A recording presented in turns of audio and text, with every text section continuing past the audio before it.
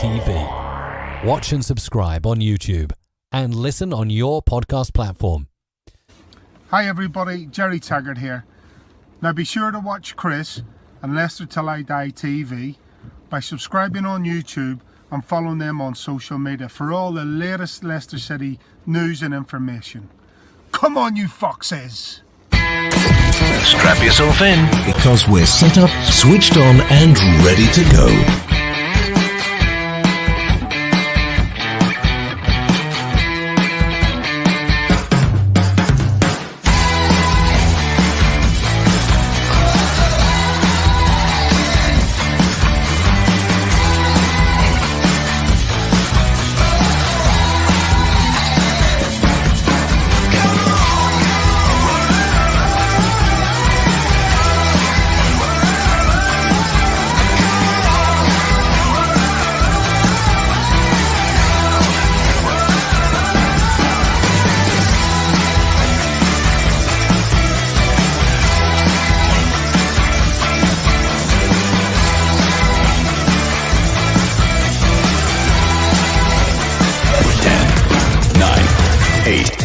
Seven, 6, 5, 4, 3, 2, 1.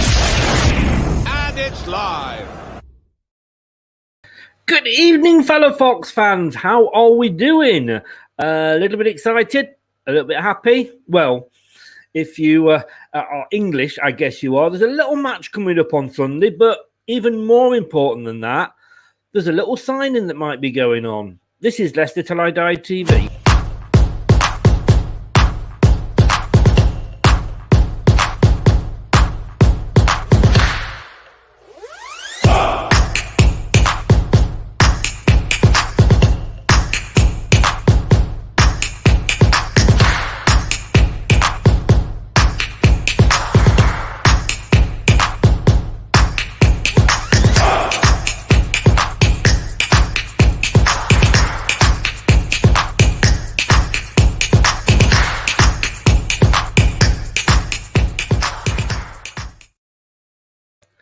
Well, I've put welcome Ryan there, but this transfer has been going on almost as long as one of my ex-wife's headaches. I mean, it's a free transfer, but we've got two that we paid for. We've got in quicker than the free transfer. So is he coming? Isn't he coming? Well, according to the Hampshire Live website, which is sort of based obviously down in Hampshire where Southampton is, they are saying today Ryan Bertrand, you see, I'm doing it again, and I've got to apologize. Of course, we signed so many players from the French league that I want to make this guy probably sexier than he is, younger and sexier than he probably deserves to be, and I want to call the guy Ryan Bertrand. It's like Mrs. Bouquet, isn't it, really? But Hampshire Live is saying Ryan Bertrand is closing in on Leicester City transfer after Southampton exit. They're saying he's a free agent and he's closing in on a move. But, well, how long is it going to take him to shut that door and close it? We're going to ask a guy all about Ryan, and I'll call him Ryan, it's easier, and that is from Matchday Vlogs. It's a gentleman, Michael. You've seen him before on the show. Good evening, Mike. Good evening, Chris. How are we doing? You're okay? Not so bad, not so bad. So, good. Ryan Bertrand. Sorry, want to. First of all, before we go any further, give your channel a quick shout out. Yeah, so I'm jumping in from Matchday Vlogs. Basically, follow the games over at Southampton, ordinarily sort of covering the games live, the matches. But since this all craziness, we've been covering it online like this and have sort of live watch-alongs and post-match interviews and just generally connect with the Southampton fan-based community through all means possible. So, yeah, thanks for having me on. Well, welcome. It's a great channel, and you take the banter and you give the banter, which is always good, always good. So do go and check it out. The link is in the description on YouTube, by the way, if you want to find it. So that's good. So this guy's been with you a while. What is it, 6 years or so he's been with you? Right, yeah. He's turned down a new transfer. A new contract from you. I think it was a case of he wanted more. I think he wanted a 2-3 year deal, and effectively the club are only willing to offer him a 1 year contract. So I think it's more about that Right. than anything else. So it's just the length of the contract. I don't think he was quite happy with. And I know, I mean, I agree with you on that because I know they were talking that we only wanted him for the year because obviously we've lost Ben Chilwell. Mm-hmm. We've got James Justin, who would probably fit into that role, but he's injured and he's possibly still out right up until Christmas. So he's going to miss the first 3 or 4 months of the new season. And we've got Luke Thomas, who's scored and played in Europe. He's won an FA Cup medal, but he's still only young and he only broke through last season. So obviously we know Ryan is different to our normal sort of player we go for, because normally we go for the younger ones. But we're going to get him in sort of having lost Christian Fuchs for the experience. But yeah, we were the same. I think we only wanted to offer him a 1 year, but apparently we've offered him a 2 with the option of a 3rd. Sounds like a generous offer to me. Well, like a generous offer. It's not one, like I say, that we usually do. It's not our sort of a normal type of business. But we've had so many. I mean, you've had the same at Southampton. We've had the same at every club this season. Injuries upon injury upon injury, and we've lost Wes Morgan, who's the experienced at the back. Like I say, our normal person I think would be playing there, James Justin, is out. And, of course, we've got Johnny Evans as the one experienced player, defender. And, of course, he's that sort of age where you get an injury and you're a young guy. You don't know. You break your leg, you're back playing a couple of weeks later. But us oldies, it takes us longer to recover. Chris, it's good lighting. It's nothing to do with me. So, I believe you. But no, I think Ryan's an interesting signing. should he sign on for you? I mean, obviously he's coming towards the end of his career, which is why he's sort of fighting to get a 2-3 year deal when most clubs are trying to offer him 1. He's been a solid performer for Southampton. I think in terms of the problem he's had at Southampton is he's the only left back we have. We had Jake Vokins, who went out on loan last season. So really, it was either Ryan Bertrand or one of the centre-backs was going to make do and move over into the left-back position. So he's not really had any competition to push him forward. And from my mind, he didn't really have a great season. I mean, if you look back at the stats of the last year, in terms of like tackled 1, he did okay. But in terms of successful dribbles and stuff like that, it's ridiculously low. He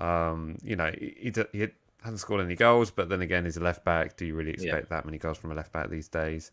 So it's a bit of a mixed one. But for me, he's never quite looked the same player since he was stripped of the captaincy at the club.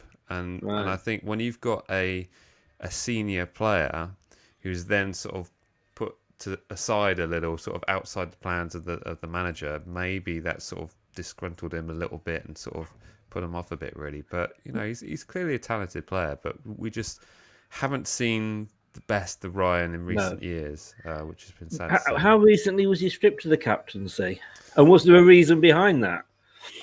I think it might have been down to it was all moving around when the Pierre-Emile Højbjerg was also took on the captaincy, and then we had Ward-Prowse, and then it was sort of jumping between the two. But I think there was some kind. I vaguely remember some kind of disciplinary issue or something to do with him looking at a move away from the club, and then, as with most cases, if his eyes aren't on Southampton Football Club, then really should he be captain of the side? Possibly one of those scenarios. But ever since that, he's not really looked. Also, I mean, I'm not one to judge, but he's not really looked as fit as he perhaps once was. I mean, we saw. Are you looking at me there, or no? Looking at Ashley Cole on the sidelines at Wembley on Wednesday night, he actually looked fitter than Ryan Bertrand does at the moment. But Ryan can put in a shift, but he just looks like he's you're not really selling him to me. I'm not going to lie here. If he's coming on a free and you get him cheap per week, I think this is possibly somebody Tom here. Is popped in for an away. Is it that gentleman that does the show with you? No, Tom's a subscriber. So cheers, Tom. Good to see you. Welcome along, Tom. Thanks for joining us. And he agrees with you about the captaincy. We're going to carry on. I'm not going to let you go until you say something good about him. Welcome to Ankit as well. He's not said no yet, but he hasn't said yes yet. But it's still been heavily linked. And in fairness, it's not something that we've just made a quick decision on him, because we've been linked with him now for at least a full season. Yeah. And there's talks also perhaps maybe him going to Arsenal. We're looking at him. There was definite club interest. But it also struck me as maybe Hassan Hootel hasn't really included Ryan in his plans for the future and never really thought of him as a long-term asset to what he's planning at St Mary's. I mean, Hassan has gone on record to say he's looking at young talent that he can then progress on, and Ryan doesn't really fit into that mould. But when you see what has happened at Southampton with Kyle Walker-Peters on the right side, that's clearly the style of football that he's looking at doing, that sort of high press, high energetic football that pretty much exhausts most players if they try and play it. And Ryan, as a result, is kind of sort of sat a bit further back, kind of a little bit deeper, and hasn't really had the license to burst in the penalty area as perhaps he once had, just because that's going on the right side, maybe. So, but when it comes off, he does have a decent strike on him. He has scored a couple of stunning goals in the past. I mean, Ankit here, as you can guess from his title, is a Chelsea fan, but we all have our cross to bear, don't we? And I'm not mentioning the FA Cup, Ankit. Don't worry. We may need a backup left wing back. I'd take him in a heartbeat again if him and the club have plans, because of course he did actually start at Chelsea. My worry is, I mean, he's obviously looking at his future. Like you say, he's 31 now, like we did in the graphic earlier, and he's looking for that probably last not payday, if you like. Yeah. And I'm just wondering, if it's a choice between Arsenal and Leicester, neither team, I don't think, would guarantee him first team football. That's fair. Yep. But with Leicester, and we're going to be on four fronts next year, because we've got the Europa League and obviously then the FA, Carabao, and the Premier League. He's going to get game time with us, almost certainly. It's whether he is going to be happy with that. Do you think he's the kind of player? Does he sort of have tantrums when he's not picked, or? I don't say he necessarily has tantrums, but I mean that's the thing that struck me when all these deals were kicking off. I was thinking well, if he does go to Arsenal, is he really going to be getting first team football? But then I thought that about Cedric. And Cedric seemed to be getting plenty of game time at Arsenal, whether it's down to the amount of competitions that they're in, that it appears that way. So, like you said, with all the competitions that you'll be involved with next season, then it's quite likely will be. But will he be the sort of player that will mind being rotated in, having coming from a side where he's in the squad because he's the only left back that Southampton has? So that's the kind of a thing we've got to look at, really. I'm just to you, Tom. There, if you want to start that, but we've just said before. Tom's saying here a year contract, he'll be happy. A 3-year contract, he'll be happy. As the rumours are that we've offered him to with a year extension. 0-4 at home. I don't know if you are. I think you look like a Southampton fan because of the picture there. But why is a Saints fan speaking with a Foxes fan? The clue. Just have a look up in the top in the middle there. The clue is there. The clue is there. But and disciplinary wise, I mean. We know personally that he's had a red card when he's played us, but does he miss a lot of games through? Well, first of all through disciplinary problems, and then through injury. No, we haven't really seen. I mean, it's only really that red card that springs to mind. But in terms of he's not really one to pick up a yellow card at the moment, but it's easy, yeah. Like you say, you only have to breathe at somebody to get a yellow card these days. Yeah, exactly. So, but no, I don't think he's really had that kind of thing. I mean, he's had some hilarious banter with away fans when he's sort of counting down the clock and literally, making fake throw-ins just to which is always going to live firmly in the memory when he did that to the Bournemouth fans. So. Especially to Bournemouth fans, yes, and is as a injury prone at all? Again, he's getting on a bit now, and we've got the same problems with Jamie Vardy's around the same age. They don't recover as quickly at that age. But does he? I mean, it's easy to pick up an injury in football, but we do know, some players are sick notes, and some never seem to sort of have a scratch on them.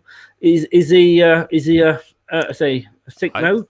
I'd say no. I mean, I think he's a pretty solid bet. I mean, he had 31 appearances for Southampton in the Premier League last season, which is pretty decent. I mean, it's not James Ward-Prowse level, but it's decent in terms of appearance.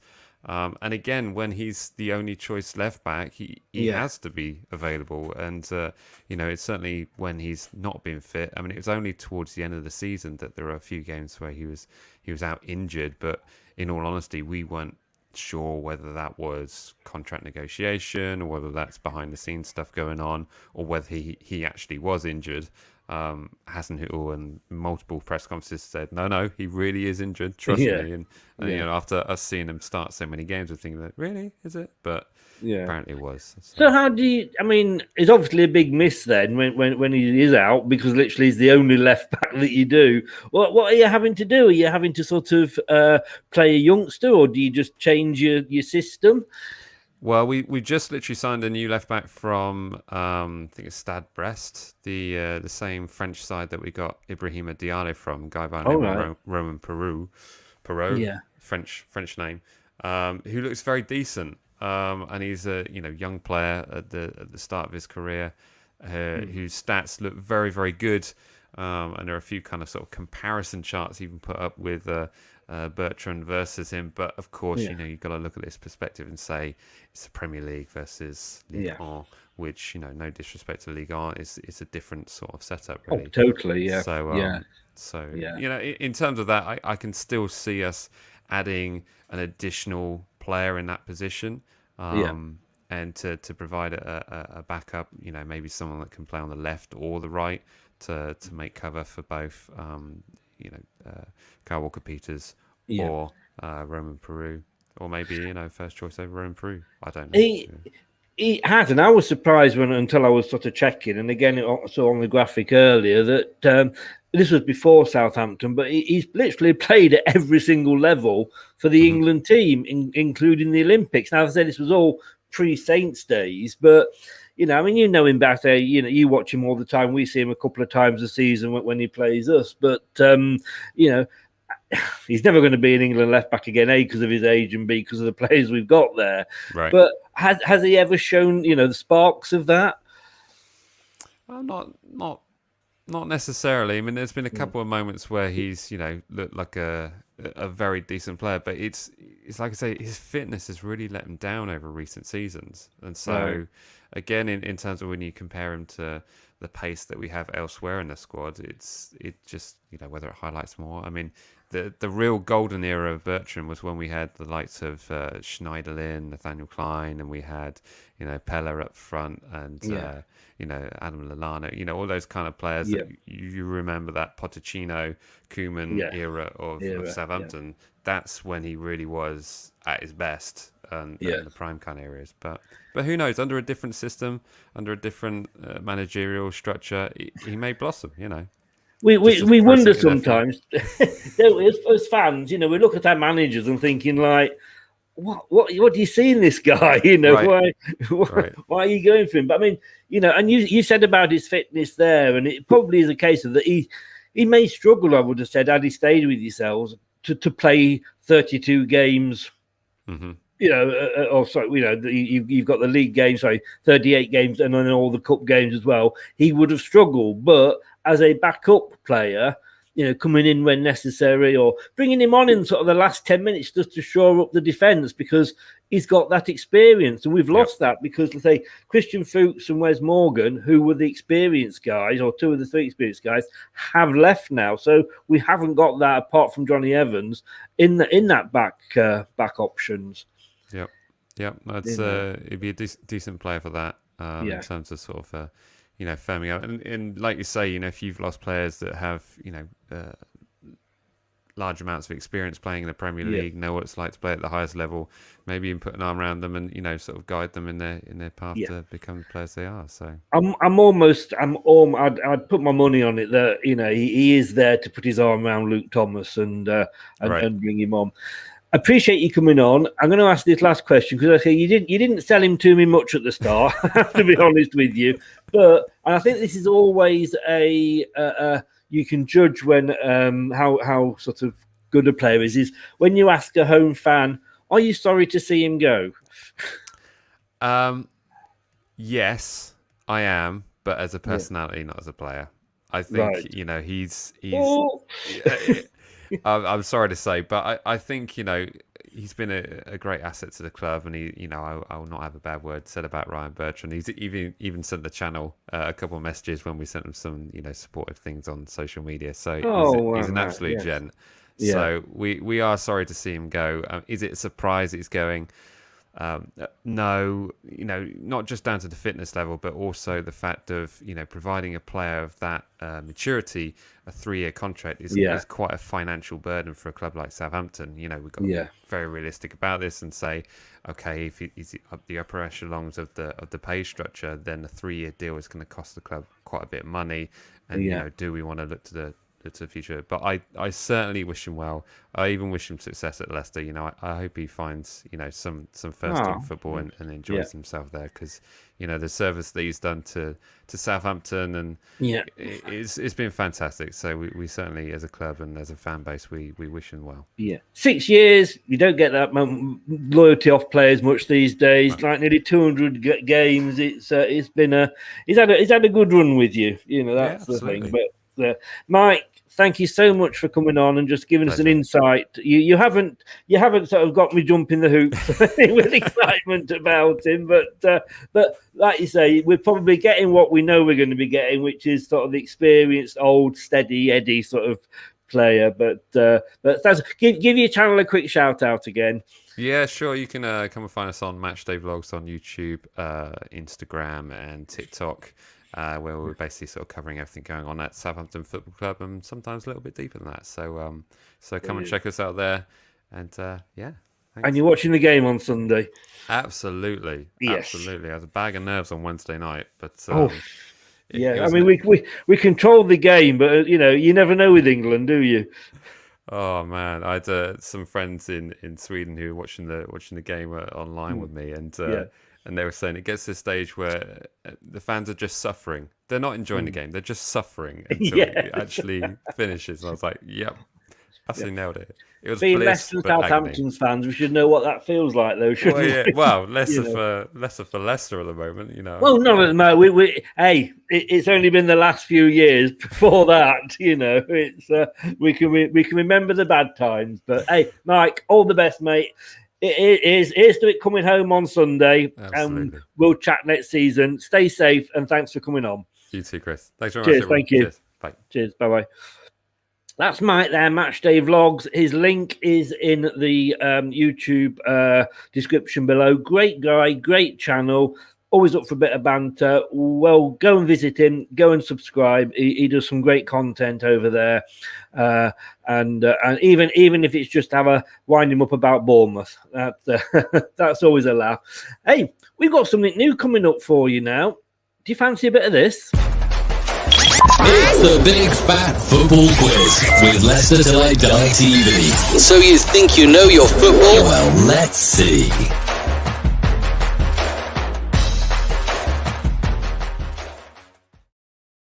I should have asked Mike while he was still here, actually. Yep, we are going to be having a quiz show. We're going to kick it off with a Leicester fan, and he's going to set the pace. And then we're going to have, probably once or twice a week, fans from other clubs, seeing what they know about their own club, but seeing also how much they know about Leicester.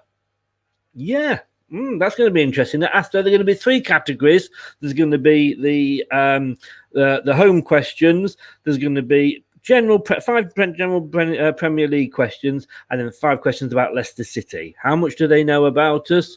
This is how you'll find. It's the Big Fat Football Quiz with Leicester Till I Die TV. So you think you know your football? Well, let's see.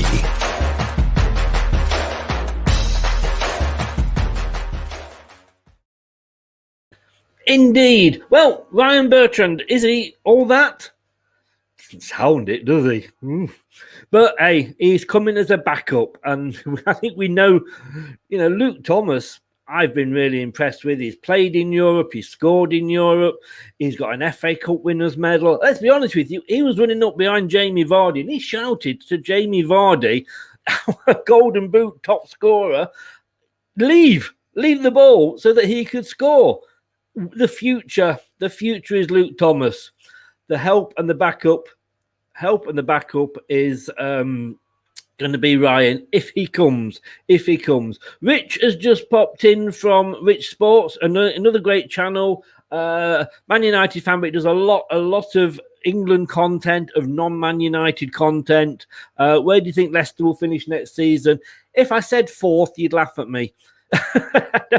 If you ask me where will Leicester be up until game week 37, it would be top 4. Where will be game week 38? Who knows, Rich? I'd say it before you, to be honest with you. Hey, we're going to be back at 8:30 this evening. There's going to be a few special guests, non-Leicester fans. We're going to be talking England. We're going to be talking England, Italy. Get that welcome mat out, because it's coming home. See you later. Hello, Matt Elliott here.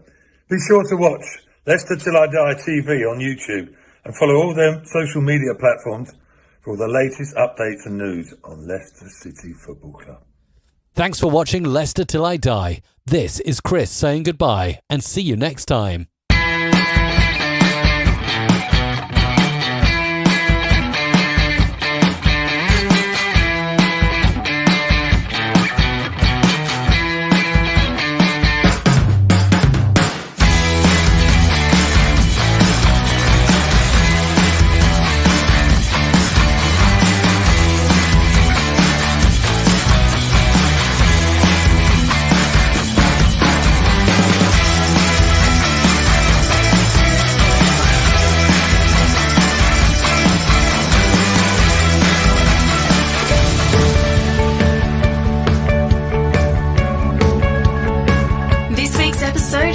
To an end. But the fun doesn't have to stop here. If you have any questions, suggestions, or feedback, head over right now to Twitter and Facebook and like, share, and get involved. Join us next time.